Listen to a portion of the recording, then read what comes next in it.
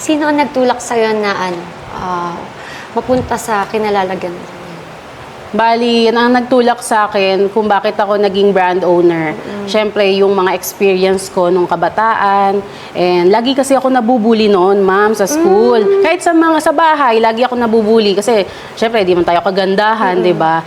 Lagi nila akong tinutokso na, ang pangit mo naman, ganyan, ganyan. Tapos, ang itim mo naman. So, ako, habang tumatanda, iniisip ko kung paano ko i-improve yung sarili ko. Bali, ayun po, nung kabataan nga, tinulak ako ng experience ko na mag-put up ng sarili kong business. Pero bago pa naman ako mag-put up ng sarili kong business, maraming struggle, marami pa ring pinagdaanan. So hanggang noong 2017 kasi, di ba, click na click yung online selling. So bago kami mag-put up ng business, meron kami naipon ng asawa ko na 60,000 pesos. Pero yung 60,000 pesos na yan is para sa pampakasal namin. Pero hindi natuloy yung kasal.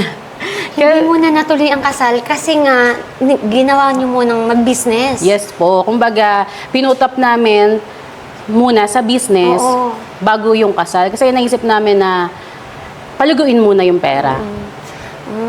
Kamusta yung ano, nung nag-risk ka ng 60,000, tapos kapalit, sana inaikasal na ako. Parang ano ba yung ano mo, parang nakikita mo nung time na yon? Nung una, ma'am, nung nagsimula kami ng business namin, yung unang taon na in-establish namin si Queen White Skincare Products, syempre nakakatakot kasi unang taon pero parang wala nangyayari. Kaya talaga... Hindi agad nag-boom. Hindi talaga agad nag-boom, ma'am. Talagang ginapang ko ang online selling, nanligaw ako ng mga distributor, ng mga online seller, para i-push nila yung brand. Eh, wala naman akong connection.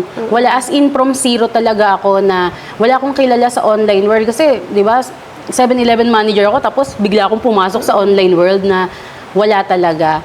Kaya, ayun, first year ng Queen White, ginapang namin, halos sumuko na rin. Kasi wala naman, kahit nga ibigay mo na yung products, ayaw nilang subukan. Binibigay ko ng free para makakuha ng mga feedback. Pero yun nga, ayaw talaga nila. Hanggang sa nagtinda muna ako sa mga kapitbahay, sa mga kaibigan. Ikaw muna mismo? Ako muna mismo, sa sarili ko, gumamit ako yung facial set. Tapos nakita nila na ang ganda ng effect. Kaya, ayun, marami na rin naman akong nabudol ba? Ganon. Pero, ayun, hanggang sa may nagtiwala naman, na gustong mag-reseller, tapos tuloy-tuloy na. Second year ng Queen White, doon kami halos nakilala.